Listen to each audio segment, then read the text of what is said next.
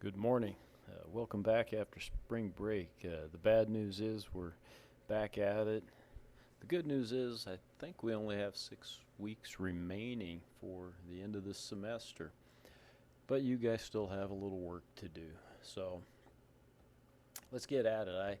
I changed some things. I need to point that out. If you go to the content section and under Project 2, and you guys should see it, I hope, on your calendar. I guess I should make sure. Um, what I changed, I didn't really change anything in the final assignment, but what I've done is added a couple small assignments that it's my hope will help you write a good final paper, because it'll be a part of your final paper. So part of it is also to keep you guys going so you don't procrastinate until the last minute or two to write this paper. So your paper, if you remember right, okay, one, it has to have a good introduction. Two, it has to have a good conclusion. Three, the body of the paper needs to be made up of four things. One is telling me a little about the history of the company, a little bit about the industry that it competes in, and a little bit about the company strategy. And then a whole lot, and I'll emphasize that, a whole lot of financial analysis, your financial analysis of the company, which we'll get to and spend some time. But in the past, maybe I've overemphasized the financial part, and so I get papers turned in that are neglecting or haven't really done anything, on the history, industry, and strategy part of the paper. So I've made some small assignments just to kind of keep you on track and get you doing those things. So if we come here, let's just make sure. I got to change that. So your overall outline's not due on March 24th. I thought that I had changed that. So, okay, I'm going to move that back. I think I've got that moved back to April 7th. And in its place here on the 24th, which I realize is coming up, but this isn't a long assignment. It shouldn't take you that long, and I'll give you some hints and show you what to do. You're just going to do an outline for me of the history of your chosen company. Okay. A few days after that, you'll give me a short outline about the industry in which it competes, and then after that will be a short outline about the strategy.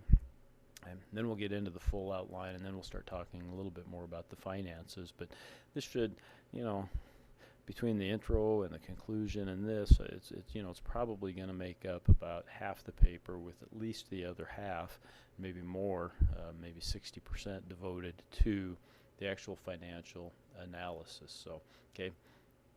And this assignment is just for an outline of these things. Ultimately, at the end, you're going to take it out of outline form and do a good written paper for your final project. So let's go back and take a look then. I kind of gave, when I set the assignment, if you come down and you look at it, so we've got the history outline, due March the 24th, okay?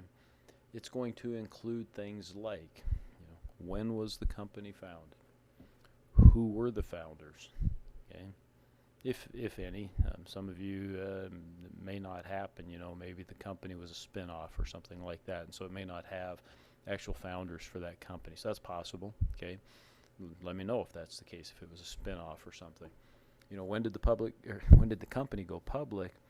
You're required to do a public company for this paper. So there was a date or time when the company first went public.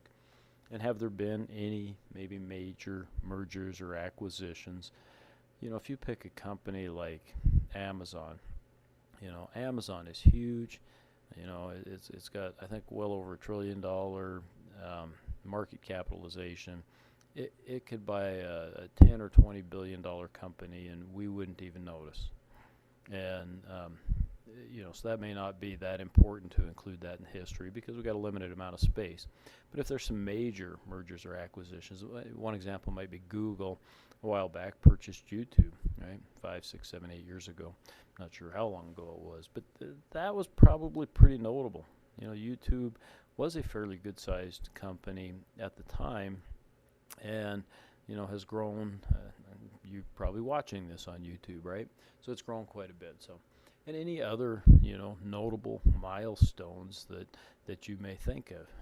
Some of you have a company that maybe doesn't have a huge history, so you might include more of the milestones. Like it became a 10 million or $10 billion market cap on such and such a date, or things like that could certainly be important. Maybe the death of the founder. Okay, those types of things would be fine. Later I'll do a video about the industry, and also then about the strategy that will include those types of things. So where do you find this information? It's probably not going to be in the annual report, and I emphasize the annual reports an awful lot, but this probably isn't going to be found there. You might find some information in there about the actual history of the company, but they're more just recent history, the last year, and sometimes some forward-looking things. So it's really pretty simple. I just typed into a search engine, as an example here, Harley Davidson motorcycle history. Look at that. It's already in outline form. I don't know that I'd worry about the births. Again, that might be taking up a little bit too much space. But certainly, I can cruise down here and find some things.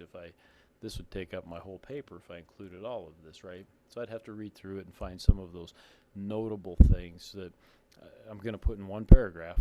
Okay, your history is going to be limited probably to one paragraph. Although at this point, I'd rather see you put too much in, and you can scale it back as you write your paper. Okay, so when you're writing your final paper that's going to be limited to 5 pages, maybe you have 3 paragraphs that you have for history. You're going to have to reduce that down to a couple. So go ahead and make it kind of expansive now, knowing that you'll cut a few of those things out as you write your final paper. So, okay, this should be relatively easy.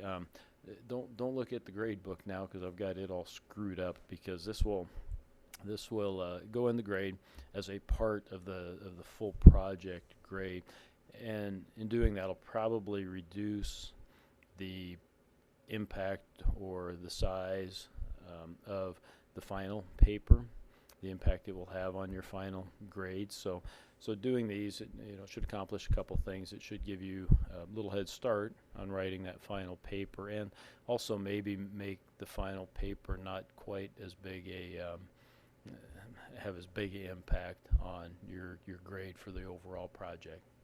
Okay. Once again, if you have any questions, please get a hold of me. Thanks. Have a great day.